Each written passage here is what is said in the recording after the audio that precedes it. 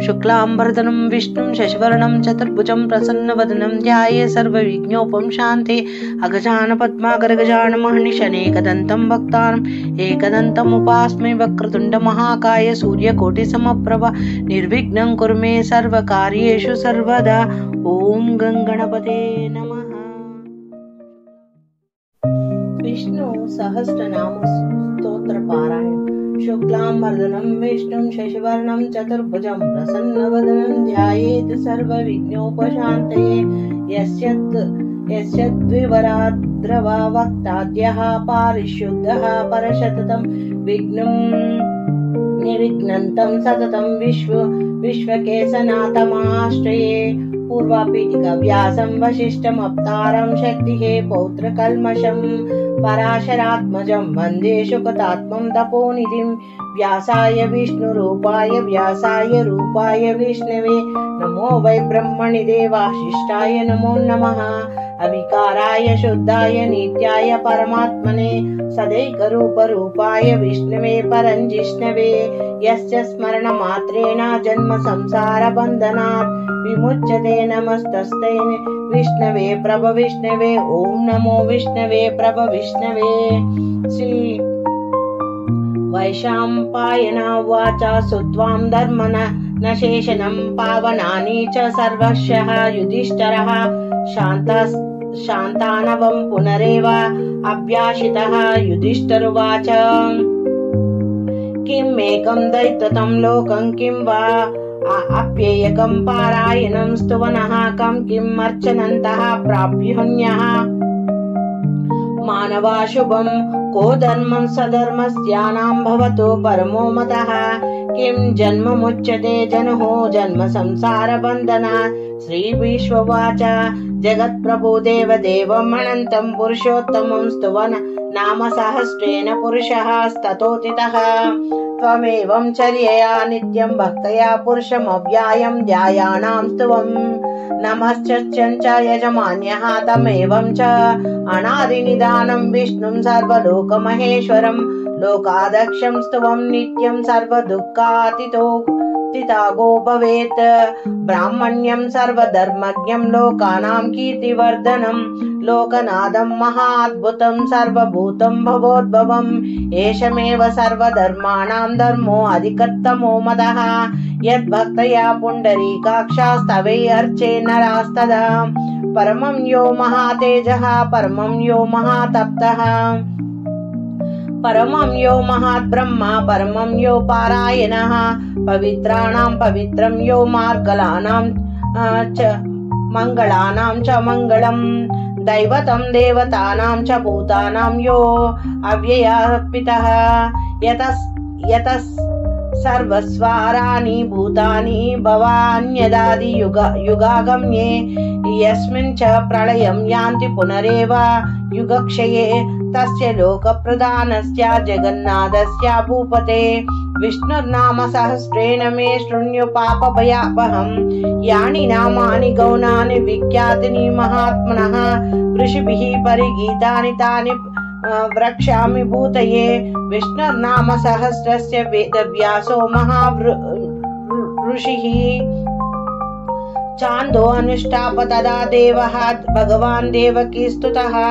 अमृतं शुद्भावो बीजं शक्ति देवकी नन्दनः। त्रिसामहृदयं तस्य शान्तार्धविनियुज्यते। विष्णुं जिष्णुं महाविष्णुं प्रभविष्णुं महेश्वरम्। अनेकरूपाद्वैतानां नमामि पुरुषोत्तमम्। अदा पूर्वन्यासः अस्य श्री विष्णुर्दिव्य सहस्रनाम स्तोत्र महामन्त्रस्य श्री वेदव्यासो भगवान् ऋषिः अनुष्ठापचान्दः। श्री महाविष्णु परमात्मने श्रीमन्नारायणो देवतो अमृतं शुद्भावो भानुरिति बीजं देवकी नन्दन सृष्टिर्ति शक्तिः उद्भवाक्षोभणो देवा इति परमो मंत्रः। शंकुं मृकनन्दकी चक्रीत कीलकं शार्जाङ्गद धन्वा गदाधर इत्यास्त्रं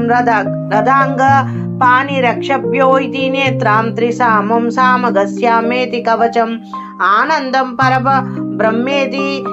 योनिः वृतु सुदर्शनः काल इति दिग्बन्धः। श्री विश्वरूपा इति ध्यानं श्री महाविष्णु प्रीत्यर्थे कैंकर्य रूपे श्री महाविष्णु सहस्रनाम स्तोत्र जप पारायण विनियोगः करन्यासः विश्वं विष्णुं वषट्कारं इत्यांगाष्टाभ्यां नमः अमृतं शुद्भावो भानुरीति तर्जनीयभ्यं नमः ब्राह्मण्यो ब्रह्मकृत ब्रह्मेति मध्यमाभ्यां नमः सुवर्णबिन्दुरक्षभ्यो इति अनामिकाभ्यां नमः निमिषो अनिमिषः संगृहीति कनिष्ठकाभ्यां नमः रदङ्गपाणिरक्षभ्यो इति करतला कृपा कराप्रवृष्टाभ्यां नमः अङ्गन्यासः सुवृता सुमुखस्य सूक्ष्म इति ज्ञानाय हृदयाय नमः सहस्रमूर्ति विश्वात्मा इति ऐश्वर्याय शिरसे स्वाहा सहस्रार्ची सप्तजिभ्य इति शक्ते शिखायै वशौट त्रिसाम सामाग्न साममेति बलाय कवचाय हूं रदङ्गपाणिरक्षभ्यो इति नेत्रायाय वशौट शार्जाङ्गधन्वा गदाधरा इति वीर्याय अस्त्राय फट् ऋतुसुदर्शनः काल इति दिग्बन्धः पंचपूजलं पृथ्वी तत्त्वात्मने गन्धं समर्पयामि हम आकाश तत्त्वात्मने पुष्पै पूजयामि यं वायु तत्त्वात्मने धूपम् आग्रापयामि रं तेजसत्त्वात्मने दीपं दर्शयामि वं अमृत तत्त्वात्मने नैवेद्यं समर्पयामि सं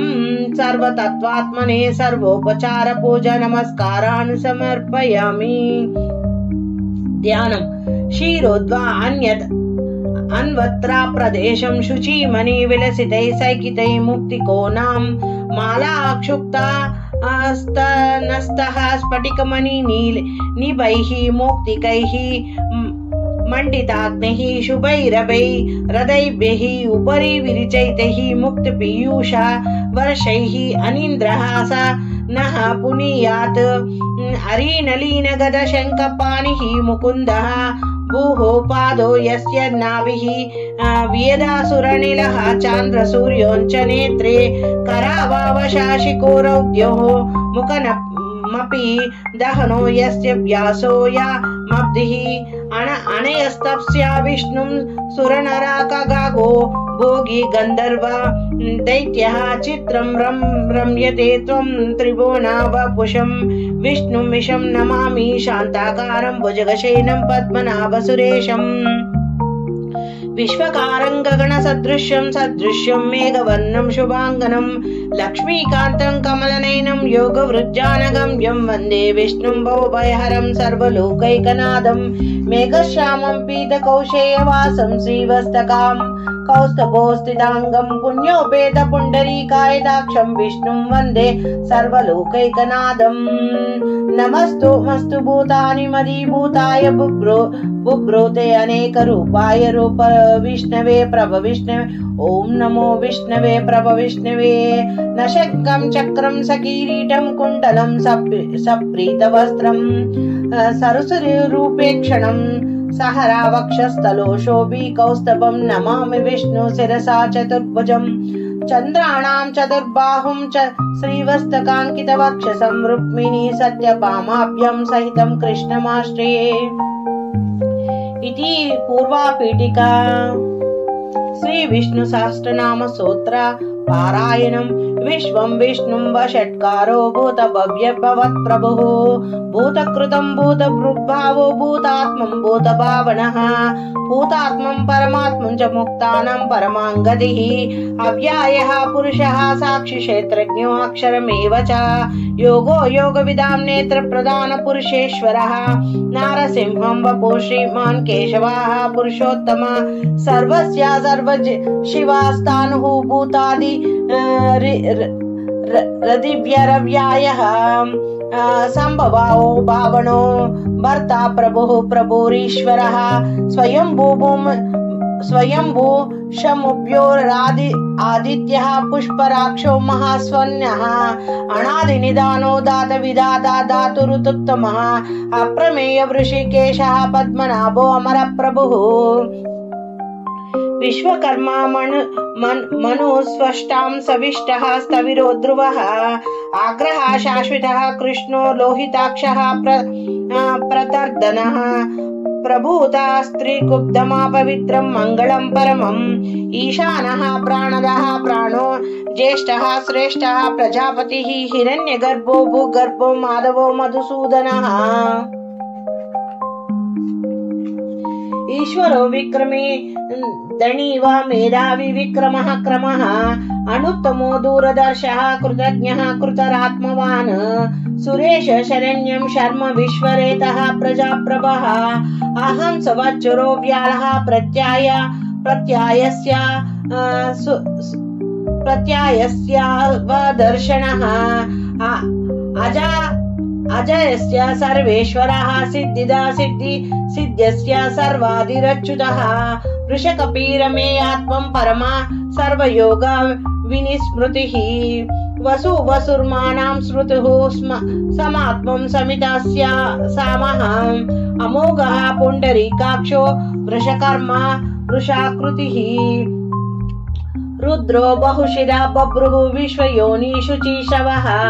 अमृता शाश्वतः स्थाणुः वरारोः महातापः सर्वंगस्य सर्वविद्वानु विश्वकेशनो जनार्दनः वेदो वेदविद्या व्यांगो वेदांगो वेदविद्कविः लोकदक्षा सुरादक्षो धर्मदक्षो कृताकृतः चतुरात्मा चतुर्व्याहु चतुरान्द्रश्चञ्च चतुर्भुजः प्राजिष्ट भोजनं भोक्तं सहिष्णुं जगदादिद्विजः अनघो विजयो जेत विश्वयोनिः पुनर्वसुः उपेन्द्रो वामनः प्रांशुः अमोघ शुचिरुर्जितः अतीन्द्र संग्राह स्वर्गो धृतात्मा नियमो यमः वेद्यो वैद्यस्त्यास्तदा योगी विरह माधवो मधुः अतीन्द्रिया महामायो महोत्सव महाबलः महाबुद्धिर्महावीर्यो महाशक्तिर्महो महाद्युतिः अनिर्देशवो वपुः श्रीमान् अमेयात्मं महाद्रिवृत् महेशस्वासो महीभर्ता श्रीनिवासास्तास्तताङ्गतिः अनिरुद्धासुराङ्गदो गोविन्दो गोविन्दाम्पतिः मरीचर्दमनो मनोहंसः सुपर्णो भुजगोत्तमः हिरण्यनाभः स्तुतापः पद्मनाभ प्रजापतिः अमृत्यो सर्वस्वादृक् नरसिंहस्तनादनस्तन्निधामानस्थिरः अजो दुर्दर्शनः शान्तः विशुतात्मा सुरारिः गुरुत्तमोद्यमा दामा सत्यस्य पराक्रमः निमिषो संग्रावी वाचस्पतिरुदारधिः अग्रगण्याग्रगामिनी श्रीमन्यायो नेति समीरणः सहस्रमूर्धविशात्मा सहस्र साक्षी सहस्र सप्रात् अवर्तनो निवृतात्मा संवृतस्य संवर्धनः संव्रावृता तस्य प्रप्रमर्दनः अहं सावर्तको वाहिन्यो अनिलो धरणीधरः सुप्रसादसः प्रसन्नात्मा विश्व सग्रुवी अश्वा भूगी व भुः सत्कर्ता सत्कृता साधुस्य जाहुन्यो नारायणो नरः असंख्यो अप्रमेयात्मा विशिष्टा कृचि शुचिः सिद्धार्थः सिद्धि संकल्पः सिद्धिदा सिद्धि अस्य साधनः वृषापि वृषभो विष्णु वृषा पर्व वृषोदरः वर्धनो वर्धमानश्च विव्यक्ता श्रुतिसागरः सुभुजो दुर्धरो वाग्मी महेन्द्रो वसुदो वसुः नैकरूपा बृहदाद्रूपः शिपिविष्टि प्रकाशनः ओजस्तेजदुत्यधरः प्रकाशात्मा प्रतापवानः बुद्धदः स्पष्टाक्षरो मन्त्रः चान्द्राणां शुचिर्भास्करो दुतिः अमृतं शुद्भावो भानुः शचुर्बुन्दुसुरेश्वरः औषधं जगतस्तेतुः सत्यधर्म पराक्रमः भूतभव्यं भवनादं पवनः पावनो अनलः कामः कामकृता कान्तः कामप्रदः प्रभुः युगादिकृत्यागो वर्तो नैकम्यो महाशनः अदृश्यो व्यक्तरूपं च सहस्राजी दनन्तम् अजित् इष्टो विशिष्टो शिष्टे शाशिखण्डे सहुषा वृषः क्रोधपः क्रोधकृतकर्तार विश्वबाहोर्महीधरः अच्युतः प्रदितः प्राणः प्राणदो वासवानुजः आपां निधिरधिष्ठानम् अप्रमतः प्रतिष्ठितः स्कन्दः स्कन्दधरो दुर्यो वरदो वायुवाहनः वासुदेवो बृहदात्मानुः आदिदेवो पुरन्दरः अशोकोस्तारारणास्तारः शुचशौरीर्जनेश्वरः अनुकूलं शतावर्तः पद्मिनी पद्मनिवेक्षणः पद्मनाभो अरविन्दाक्षो पद्मगर्भशरीरभृत् महार्धः बुद्धदो वृद्धात्मं महक्षो गरुडध्वजः अतुलाशरभो भीमा समयज्ञो हवीरा हरिः सर्वलक्षणा लक्षण्यो लक्ष्मीवानसमितञ्जयः विक्षरो रोहितो मार्गो हेतु दामोदरस्यः महीधरो महाभागो वेगवानामिताशनः उद्भवः क्षोभणो देवः श्रीगर्भ परमेश्वरः करणं कारणं कर्तविकर्ता गहनो गुहः व्यवसायो व्यवस्थानः संस्थानो स्थानदो ध्रुवः परिरद्धः परमस्पष्टः तुष्टः पुष्पसुभेक्षणः रामा विरामो विरजो मार्गो नियोनयः वीरशक्तिमतां श्रेष्ठो धर्म धर्म विदुत्तमः वैकुण्ठः पुरुषः प्राणः प्राणदः प्रणवः पृथुः हिरण्यगर्भशत्रुघ्नो व्याप्तो वायुरधोक्षजः ऋतस्य सुदर्शनकालः परमेष्टि परिग्रहः उग्रसंवत्सरो दक्षो विश्रामो विश्वदक्षिणः विस्तारः स्थावरः स्थाणुः प्रमाणं बीजमव्यायम् अर्धो अनर्धो महाकोशो महाभोगो महाधनः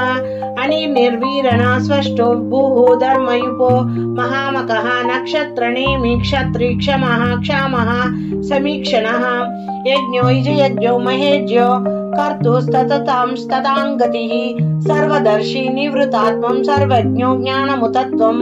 सुवृतस्या सुमुखो सूक्ष्मः सुघोषणा सुखदस्या साहवृत् मनोहरो जितक्रोधो वीरबाहुधारणः स्वपन्नः स्ववशो व्यापि नैकात्मं नैककर्मकृत् वत्सलो वस्ति रत्नगर्भ धनेश्वरः धर्मं कुधर्मं कृधि धर्मं सदा सतमक्षरम् अक्षरम्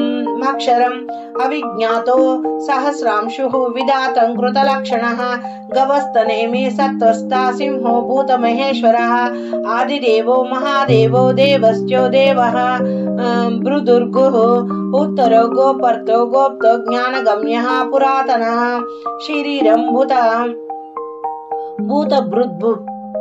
भूतभृद्भो भुक्ता कपीन्द्रो भूरि रक्षणः सोमापः अमृतोपस्य सामः पुरजित्तुर्स्ततमः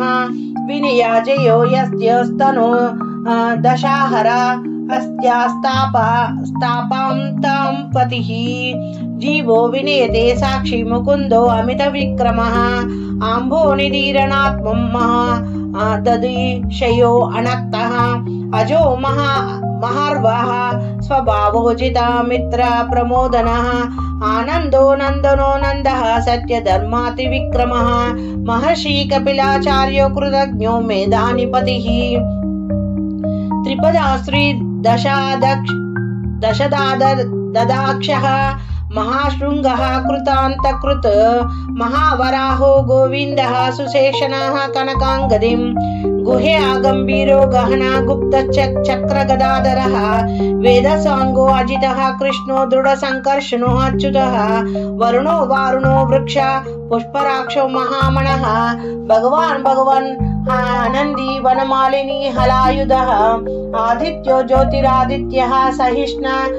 गतिस्ततमः सुधन्वा कण्डपरशुः दारुणो द्रवीणः प्रदः वृकस्य सर्व द्रुद्राङ्ग्रस्यो वाचस्पतिरयो निजः त्रिसामसामगस्त्यासाम निर्वाणं भेषजं विशक् संन्यासस्य कृचमाशान्तो निष्ठा शान्तिः पारायणः शुभाङ्गं शान्तिदस्त्यास्रष्टव कुमुदः कुवलेशयाः गोहितो गोप्तो ग्रोप्तं वृषभाक्षो वृषप्रियः अनिवर्ती निवृत्तात्मं संक्षेप्तं क्षेमकृचीवः श्रीवत्सवक्षः श्रीनिवासः श्रीपतिः श्रीमताम्बरः श्रीधरः श्रीशः श्रीनिवासः श्रीनिधि श्रीविभवानः श्रीधरः श्रीकरः श्रेयः श्रीमान् लोकत्रयाश्रयः स्वक्षः स्वज्ञः शतानन्दो नन्दिर्ज्योतिर्गणेश्वरः विजितात्मं विधेयात्मं सत्कीर्तिर्चना संशयाः उदीरनस्य सर्वत्र चक्षुः अनीश शाश्वतस्थिरः भूषयो भूषणो भूत विशोकाशोकनाशनः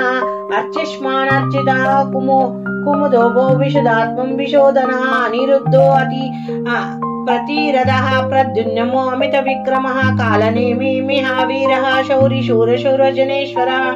त्रिलोकात्मं त्रिलोकेशः केशवा केशी हरिः कामदेवः कामपालः कामकान्तः कृताङ्गमः अनिर्देशवो वपु विष्णु वीरो अनिन्तो धनुञ्जयः ब्रह्मण्यो ब्रह्मकृत् ब्रह्म ब्रह्मा ब्रह्म विवर्धनः विब्राह्मण्यो ब्रह्मी ब्रह्मयज्ञो ब्राह्मणप्रियः महाक्रमो महाकर्म महातेज महारगः महाकर्तुर्महार्यज्व महायज्ञो महाविः स्तव्य प्रिया स्तोत्रं स्तुतस्तोत्र रणप्रिया पुरणः पुरयता पुण्य पुण्यकीर्तिरणामयः मनोजवावस्ति अर्धोकरो वसुरेत वसुप्रदः वसुप्रदो वासुदेवो वसुर्वासुमनाहविः सद्गति सत्कृति सत्या सद्भूति सत्पारायणः शूरसेनु यजुश्रेष्ठ सन्निवासं सुयस्युमानः भूतव्यासो वासुदेव सर्वस्सु निलयो अनलः दर्पः दर्पदो दृप्तो दुर्धरो अदा पराजितः विश्वमूर्तिर्महामूर्ति दीप्तमूर्तिरमूर्तिर्मानः अनेकमूर्तिरव्यक्तः शतमूर्ति शताननः एको नैकस्त्यासवः कः किं यत्पदरामनुत्तमं लोकबन्धुर्लोकनाथमाधवो भक्तवत्सला सुवर्ण वर्णो हेमाङ्गो वराङ्गचन्दनाङ्गदीं विरह विषमाशून्यो घृताचिरचलाचलः अमानिमाणदो मान्य लोकस्वामी त्रिलोकद्घृत सुमेधमेधज्ञो धन्यः सत्यमेधाधराधरः तेजो वृषोदुत्यधरः सर्वशस्त्रभृताम्बरः प्रग्राहो निग्रहो व्यग्रो नैक शृङ्गो गदाग्रजः चतुर्मूर्ति चतुर्बाहु चतुर्व्याहु चतुर्गति चतुरात्मा चतुर्बाहु चतुर्वेदा विदाक्तपात् समावर्तो निवृतात्मं दुर्जयो दुरीतिक्रमः दुर्बलो दुर्गो दुराव्यापोदरा दुरीरः शुभांगो लोकसारांगः स्तुतत्मास्तनो वर्धनः इंद्रकर्म महाकर्म कृतकर्म कृतांगमः उद्भवासु वसुंधरासु वसुंधरो रत्ननाभसुलोचनः अर्को वाचसन्नि शृंगी जयन्तः सर्वविजयाय सुपर्ण बिन्दुरक्षभ्यो सर्वभाग्येश्वरेश्वरः महाद्रो महागर्तो महाभूतो महानिधिः कुमुदः कुन्दरः कुन्दः परिजन्यः पावनो अनिलः अमृतोषो अमृतं वपुः सर्वज्ञ सर्वतोमुखः सुलभासु सुवृता सिद्धः शत्रुजो शत्रुतापणः अन्यग्रदो मभ्यरो अश्वतः चानुरान्ध्रानिषूदनः सहस्राक्षि सप्तजिह्वः सप्तदै सप्तवाहना मूर्तिरनर्गयो अचिन्तयो भयाकृति भयानाशनः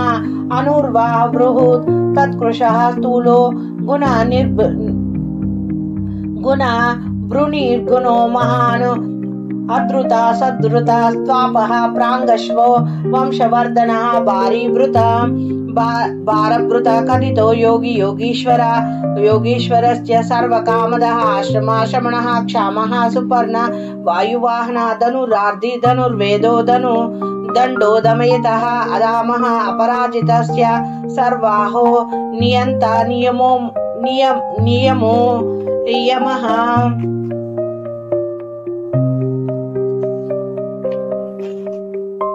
सत्त्ववान्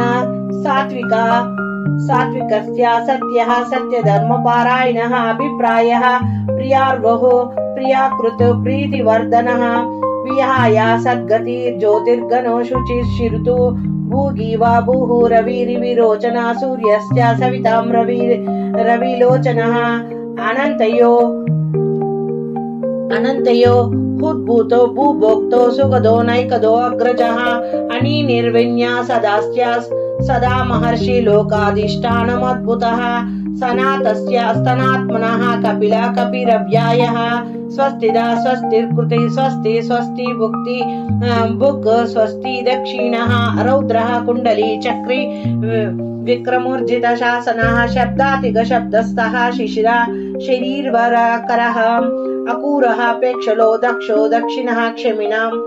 वरः विदुत्तमो वितभयः पुण्यश्रवणः कीर्तनः उत्तराणो दुष्कृतो देह पुण्य दुःस्वप्ननाशनः विरहारक्षणास्तनो जीवनः पर्यावस्थितः अनन्तरूपो अनन्तः श्रीजिता मन्युर्भयापः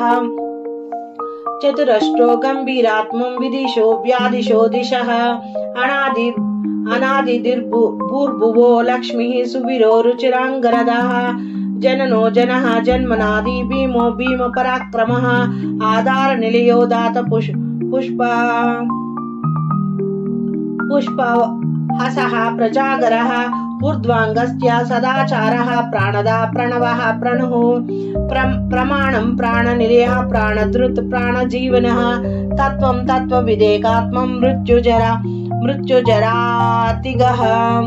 भूर्भुवस्ता स्वस्तुर्स्तारः सवितः प्रप्रेतामः यज्ञो यज्ञपतिर्यज्ञज्वा यज्ञो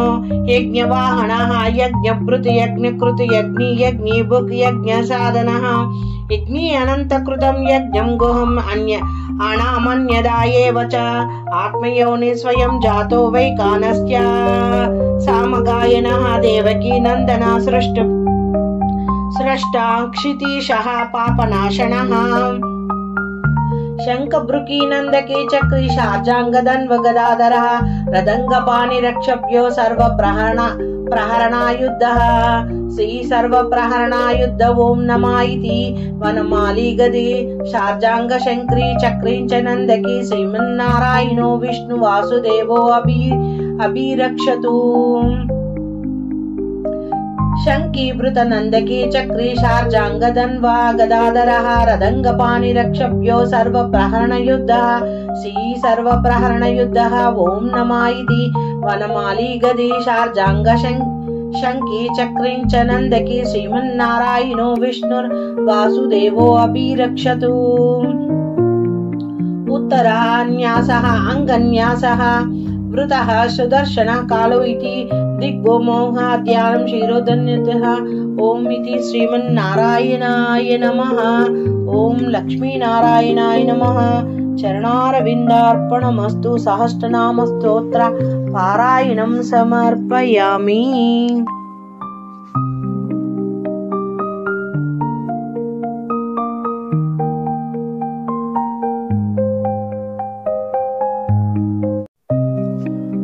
उत्तरपीठिका इतदिं कीर्तनीयस्यः केशवः महात्मनः नामानां सहस्रं दिव्यानाम् अशेषणं प्रकीर्तं या इदमं शृणुयातं नित्यं यच्चपि परिकीर्तयत् न शुभं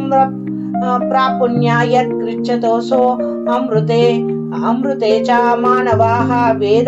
वेदान्तगो ब्राह्मण्यास्तत्त्वं क्षत्रियो विजयो भवेत् वैश्वोदन समृद्ध्यस्यां शूद्रो सुखमवापुण्यते धर्मार्थ प्रापुण्यं यदार्धम् अर्थ चारार्धं वपुण्ययात् कामानां वपुण्ययात् कामामि प्रजाति च पुण्यं यत् प्रजः भक्तिमान्यं सद्यो यत् शुचि सद्गतमानसः सहस्रं वासुदेवस्य नामानामेति प्रकृतया यश वप्रोणते विफलं जात्वं प्राध्यानमेव च अचलां श्रियं वपूर्णते श्रियं वप्रोण्यतो तत् उत्तमं न भयं कच्छिं दद्वापोर्णते वीर्यं तेजश्च विनिन्दते